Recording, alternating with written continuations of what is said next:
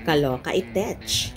Paulo, inusisa ng mga chismosa kung may sakit at palaging naka-jacket.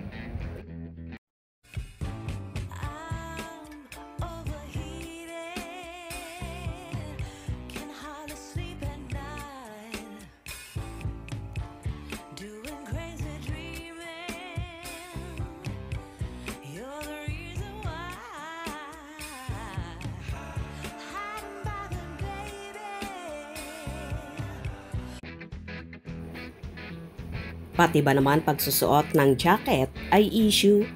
Kaloka na talaga ang mga fanay, bashers man yan o solid Kim Pao fans. Namataan na kasi sa Cebu City ang napapabalitang magjowa na ang mga bibida sa The Alibay series na sina Paulo Avellino at Kim Chiu.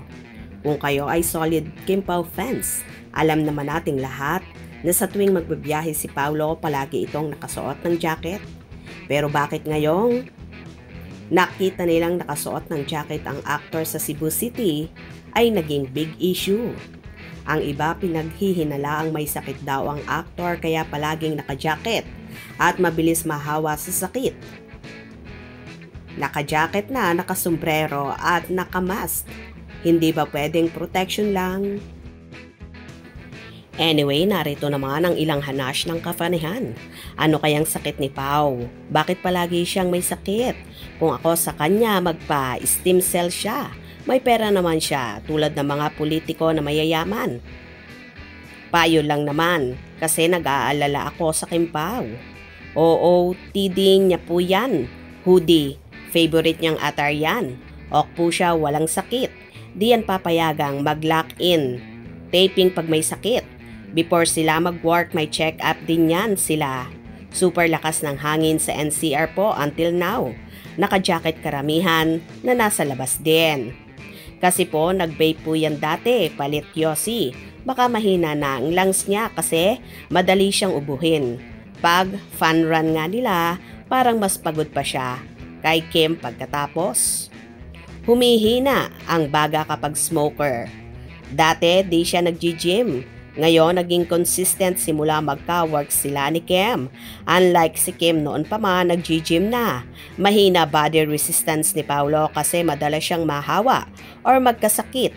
Isa rin yon dahilan, yung pagpapuyat niya, kalalaro ng computer.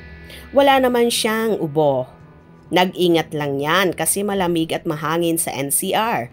Talaga kapalit ng bagyo at ulan. Lakas ng hangin. Maalis din yan. Kagaya na lang ng pag-iinom. Unti-unti niyang naalis at ngayon nga ay wala na.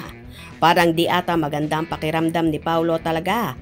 Kung feeling well yan, naka-t-shirt lang yan at bukas ang jacket. Hay, sikli siya kumpara kay Kimi. Ngayon lang kayo, nakakita kay Pao na naka-jacket. Palagi yung naka-jacket kapag nagbebiyahe. Pati jacket, issue. Dapat mag-vitamin C si Paulo kasi lagi siyang nagkakaubo at sipon. Buhay na naman ang dugo ng Kim Pao Laja. So sweet ng Kim Pao.